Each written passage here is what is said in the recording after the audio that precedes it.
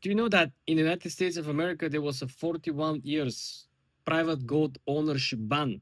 You are not allowed to own your gold, regardless coins, personal jewelry, investment. During the presidency of FDR, right at the peak of the Great Depression, the great contraction and lack of liquidity on the open market put the president in the position of seizure of the gold. Everyone who possesses anything that was gold has to sell the gold to the Federal Reserve at the fixed rates. In this way, he will fund the New Deal, which pumped new money into the economy and forced people to spend the money to increase the liquidity because back then, at the peak of the Great Depression, no one was spending any money.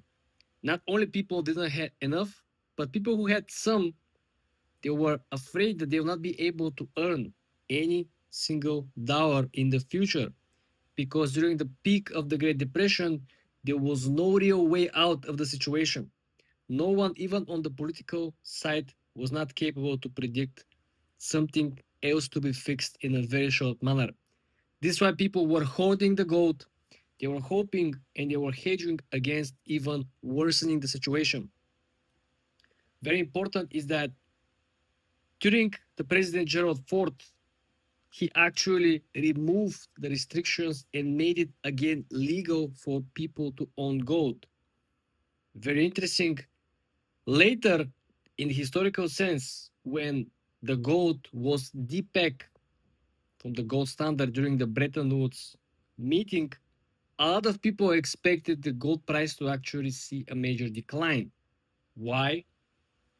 Because if the gold was not backed by actual fiat currency back then, a lot of people were expecting that the value of the gold will not be as substantial and it will not remain high or it will not increase. What actually happened was that once when the gold was freely available for trading, people were buying even more. This actually pumped the prices. This also increased the government ownership in gold. Other countries who were most of which poor realized that their currency, their fiat currency, will most likely suffer from the dollar becoming a global currency of acceptance, which meant that they understand that there is nothing equal anymore. If prior gold backed with dollar and other currencies being in some shape or form backed with gold makes them in some way equal and preventing them in some way from deflation or making their currency worth less. This was no longer the case because the gold was depeg, the gold was a free asset traded on the open market, and then every currency should have built the trust on its own. And remember, each of these currencies worth more only if the country's economical status is progressing, only if the country is doing a lot of international deals, is doing a lot of international trade agreements. But most countries didn't have much to offer in terms of trade, international trade. This meant that a lot of their currency devaluation was extremely high. You can look at China 25, 30 years ago, they were extremely poor. Very, very poor, like no middle class. And look at them now, right? They're developing very, very fast. Their GDP is growing very fast. They're catching up on all technologies. And all this happened because they increase their international trade agreements. They start exporting more and more. They start producing more and more. This is what I meant, that the national currency of each country only means something when the country has a substantial, predictable economic growth or economic path. This is why you will see on countries that have a very bad political systems, that have a huge uncertainty, their country currency worth nothing. This is probably the easiest way for you to evaluate a particular country if you want to move into this country. Probably you like the country, but you know nothing about the politics or the economic stance of the country. Just look at the currencies over time. Just look at the performance or the currencies over 3 years, 5 years period, 10 years period. If we assume that every campaign or every mandate of the political figures is 4 to 5 years. Just look at what is the trend. What was the trend for the last two different presidents? Did the currency continue to go down, or currency remain steady? In Europe, for example, a lot of countries who didn't accept the euro when they joined the European Union, they had a fixed rate, their local currency fixed rate with the euro. So the people in this country didn't lose nothing. Every time when they want to exchange the local currency into a €1, the currency exchange rate was always the same. Everything was fixed, so there was no variable exchange rate. Everything was predictable. This meant all of these countries can continue using their local currency, and their local currency was valuable because they had a fixed exchange rate with the euros.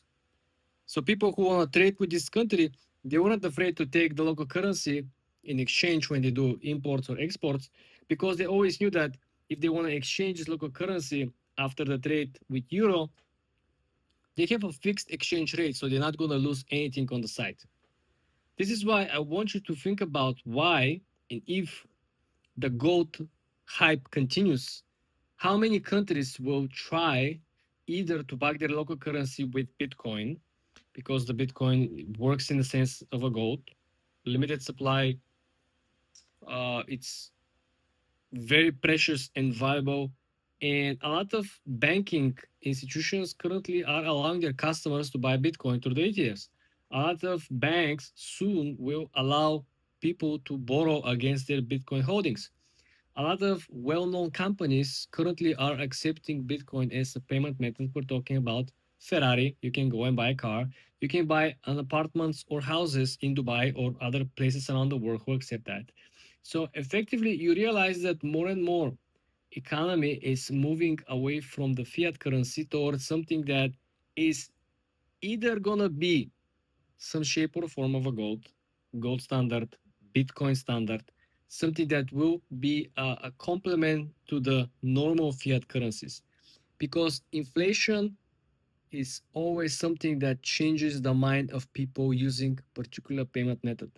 If we go back again and look at the Great Depression, the first thing that actually happened after the stock market crash was people saw lack of liquidity, no money left because everyone was doubled down on the markets, institutions, individuals.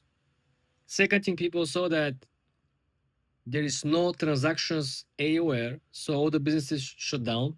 No one went to the store to buy anything. People line up on the streets to wait to get government SNAP benefit food or that sort of things like food and you know, I don't know, some coupons for something. The next thing actually happened was the devaluation, which a lot of people saw as, okay, I had equities, I had stocks, the market crashed, these stocks worth nothing. Then I had dollars, very few left, people who were lucky to have something left. But then they saw that they cannot buy absolutely anything because there was a major devaluation, because everyone else now was actually trying to acquire gold in a sense of coins, jewelries, like things that were meant to be something else, not as an investment. Back then, gold was not investment. Back then, gold was jewelry, was something fancy that you know, people have. And the poor people in Europe during this time who, you know, can't afford to buy gold, they were buying pots and pans that are made of aluminum, that are made from different precious metals that they hope they will preserve certain value. One day, if they need money, they can melt them, or they can sell them to somebody who is going to melt them and still preserve their small net worth. Right? This was a crazy panic, crazy times where, remember, there's a major disinformation back then, no internet. Even the radio was not widely popular. Not everyone has a radio, right? If you live in the remote area. So it's very interesting to learn how the whole gold scheme play out, especially for people who are now very heavy on gold and very bullish on gold.